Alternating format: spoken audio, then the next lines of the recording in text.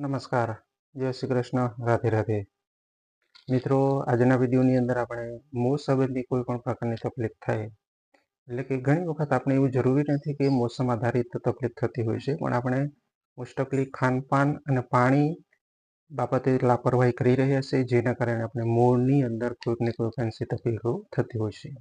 ઘણી વખત આપણે ભોજન કરતી વખતે અસહ્ય તીખું લાગતું હોય છે, કે એટલે એ છે મિત્રો, ઘણી વખત ઘણા વ્યક્તિને વ્યસન કરવાની ટેવ હોય, બરોબર છે. એવા વ્યક્તિને અસહ્ય તીખું કોઈ પણ એની અંદર આપણે મરચું મસાલો ન નાખી છતાં પણ એવા વ્યક્તિઓને મોંની અંદર અસહ્ય બળતરા અને તીખાશનો અનુભવ થતો હોય છે.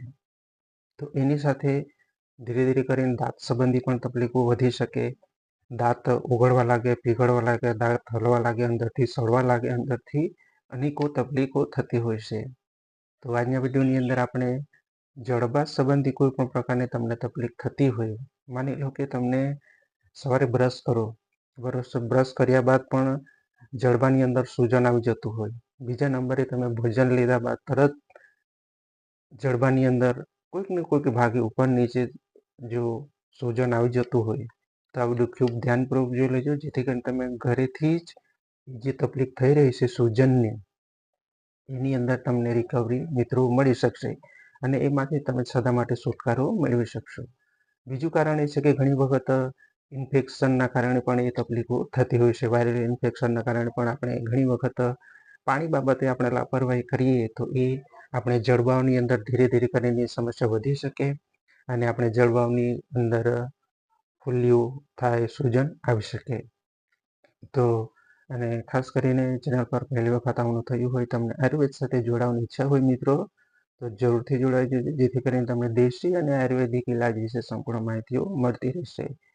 તો ખાસ કરીને જડબા ઉપર સૂજન તરત આવી જાય, તમે કોઈ પણ પ્રકારનું ભોજન લો, ખાટું લો, તીખું લો, ગળ્યું લો, રસ પીઓ અને તરત જો તમને એવો અનુભવ થતો હોય કે થોડા ઘણા અંશે જે સૂજન આવી જતી હોય, તમે એ સૂજન પર દબાવો એટલે એમાંથી લોહી નીકળે છે, બરોબર છે. એ તો જે વ્યક્તિઓને જડબાવની ઉપર સૂજન આવી જતું હોય, એ લોકોને પ્રેક્ટિકલી અનુભવ થતો હોય છે, બરોબર છે. એ સૂજન 3 થી 4 કલાક સુધી જડબા પર રહી શકે અને ત્યારબાદ ધીરે ધીરે કરીને એ બેસી જતું હોય છે. તો એવી સમસ્યા થતી હોય તો તમે ઘરે બેઠા જ આયુર્વેદિક રીતે ઉપયોગ કરી શકશો, જેથી કરીને તમને જડબા સંબંધી જે કંઈ તકલીફ થઈ એ દૂર થઈ જશે. એની સાથે દાંતની અંદરની તરફ જડબાની અંદર જો તમને થોડા ઘણા દુખાવો થતો હોય, દાંત ઉપર આ રીતે આંગળી દબાવીને તમે દબાવો એટલે અંદર જડબાની અંદર તમને દુખાવો થાય, એ બધી જો તકલીફ થતી હશે એમાંથી પણ તમે છુટકારો મેળવશો. એટલે જે કંઈ ઇન્ફેક્શનના કારણે જડબાની અંદર તકલીફ થઈ રહી છે, દાંત સંબંધી તકલીફ થઈ રહી છે, એમાંથી મિત્રો તમે છુટકારો મેળવી શકશો, બરોબર છે. પણ એટલું ખાસ ધ્યાન રાખજો કે પાણી આપણે પ્યોર અને શુદ્ધ પીવાનું. ગંદા પાણીની અંદર કોઈક ને કોઈક અંશે આપણે ભૂલ કરીએ, જેના કારણે આ તકલીફો થતી હોય છે. એટલે ચાલો હવે શરૂઆત કરીએ. તો સૌથી પહેલાં તો તમારે લેવાનું છે સિંધો મીઠું, બરોબર છે. સિંધો મીઠું લઈ લો. ત્યારબાદ તમારે લેવાનું છે રાઈનું તેલ. ત્રીજા નંબરે લેવાનું છે તમારે હળદર. એટલે તમે રાઈનું તેલ 1 થી 2 ચમચી તમે લઈ શકો. ત્યારબાદ 1 ચમચી જેટલું સિંધો મીઠું એની અંદર નાખો, એને ઉગાડી દો. ત્યારબાદ હળદર તમારી ઈચ્છા અનુસાર તમે નાખો, એને મિક્સ કરી દો અને એ મિક્સ જે છે એને તમે કોઈ પણ સમયે, તમે સવારે, સાંજે, બપોરે જે ટાઈમે તમે ફુરસદ હોય એ સમયે તમે આંગળી પર લઈ અને આ રીતે જે જગ્યા પર આખા ઉપરની, નીચે, અંદરની તરફ જે જગ્યા પર તમને આ સૂજન આવતું હોય એ જગ્યા પર તમે એનું ધીરે ધીરે ધીરે કરીને આંગળીથી મસાજ કરો, એટલે જે કંઈ તકલીફ છે સૂજનની એમાંથી તમે છુટકારો મેળવી શકશો. હા, તમને જ્યારે ઘસતી વખતે થોડી ઘણી અંશે તકલીફ પણ થઈ શકશે, બરોબર છે.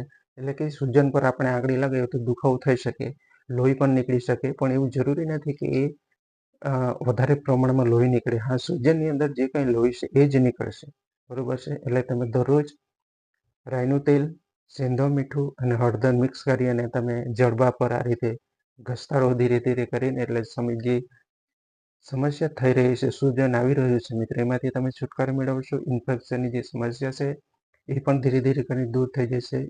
આ તો આપ સૌ જાણો જ છો કે હળદરનું કાર્ય શું. હળદર છે જે મિત્રો આપણા મોંની અંદર જે કંઈ ઇન્ફેક્શન છે એમાંથી છુટકારો આપે છે. સિંધો મીઠું એ છે મિત્રો કે આપણે જડબાની અંદર દુખાવો થાય, દાંતની અંદર દુખાવો થાય, દાંતની અંદર જણજણાટી આવે, એ કંઈ નાની મોટી તકલીફ છે એમાંથી પણ આપણે પ્રોટેક્શન આપી શકીએ. બરોબર છે. તો ચોક્કસપણે કદાચ તમને મિત્રો આવી સમસ્યા થતી હોય, કદાચ એવો અનુભવ થયો હોય 1 મહિના 2 મહિનાની અંદર, અથવા કોઈક વ્યક્તિને દરરોજ આવો અનુભવ થતો હોય, જડબા પર સૂજન આવી જતું હોય, ભોજન બાદ, પાણી પીધા બાદ, કોઈ પણ રસ, આપણે આઈસ્ક્રીમ કંઈ ખાઈએ અને તરત જો આ તકલીફ થતી હોય તો ચોક્કસપણે તમે રાઈનું તેલ, સિંધો મીઠું અને હળદર મિક્સ કરી તમે એનો ઉપયોગ કરી શકો. બરોબર છે. ત્યારબાદ તમે 5 થી 10 મિનિટ સુધી મોઢું બંધ રાખો અને ત્યારબાદ તમે એને કોગળા કરી નાખો ચોખ્ખા પાણીથી, તો પણ તમને પ્રેક્ટિકલી અનુભવ મિત્રો મળી શકશે. તો મારે આજના વિડીયોની અંદર મિત્રો તમને એ જ માહિતી આપી હતી. કદાચ તમને આવી તકલીફ થતી હોય તો ચોક્કસપણે આ પ્રયોગ કરજો, જેથી કરીને ધીરે ધીરે કરીને સમસ્યા વધી શકે, એમાંથી તમે આ સમસ્યાને અટકાવી શકો અને સમસ્યામાંથી તમે છુટકારો મેળવી શકશો. અને એની સાથે મિત્રો સૂજન આવી જાય તો ફક્ત એ સૂજન આપણને તકલીફ આપી શકે એવું નથી, તમારા દાંત પણ ધીરે ધીરે કરીને નબળા પડી શકે. તમને અનુભવ થતો હોય કે સૂજન જે વ્યક્તિને જડબા પર આવતું હોય એવા વ્યક્તિઓ તમે વ્યવસ્થિત રીતે તમે કઠણ રોટલો, જુવારનો રોટલો પણ તમે ચાવી ના શકો એવો અનુભવ થતો હોય છે. બરોબર છે. અથવા તો તમે દાંતણ ચાવતા હો સવારે, તો જો એના પહેલાં જો તમે દાંતણ ચાવતા હો તો તરત તમે દાંતણ એનું કૂચું કરી શકો, પણ જે વ્યક્તિને જડબા પર સૂજન આવી જતું હોય, દાંત નબળા પડી જાય છે. પ્રેક્ટિકલી અનુભવ તમને થઈ શકશે. તમે વિસ્તૃત રીતે ધીરે ધીરે કરીને ચાવો તો જ એકદમ ઝડપથી જ તમે એ ચાવવા જશો એટલે દાંતની અંદર દુખાવો થઈ શકે, દાંતની અંદર ધણધણાટી પણ આવી શકે. તો ચોક્કસપણે આ પ્રયોગ તમે કરી શકો, જેથી કરીને તમને જે જડબા પર સૂજન આવે છે એમાંથી મિત્રો તમે છુટકારો મેળવી શકશો. તો મળી કોઈના વિડીયો સાથે, ત્યાં સુધી મારા તમામ દર્શક મિત્રો લાંબુ અને ખુશખુશાલ જીવનશૈલી મળે એવી તમે પોતે કાળજી પણ રાખજો, જેથી કરીને આપણે સૌ આયુર્વેદિક સાથે જોડાઈએ, સમજીએ, સમય જતાં કોઈ આવી તકલીફ થાય તો એમાંથી આપણે છુટકારો મેળવી શકીએ. તો મળી કોઈના વિડીયો સાથે, ત્યાં સુધી મારા તમામ દર્શક મિત્રોને જય શ્રી કૃષ્ણ. રાધે રાધે.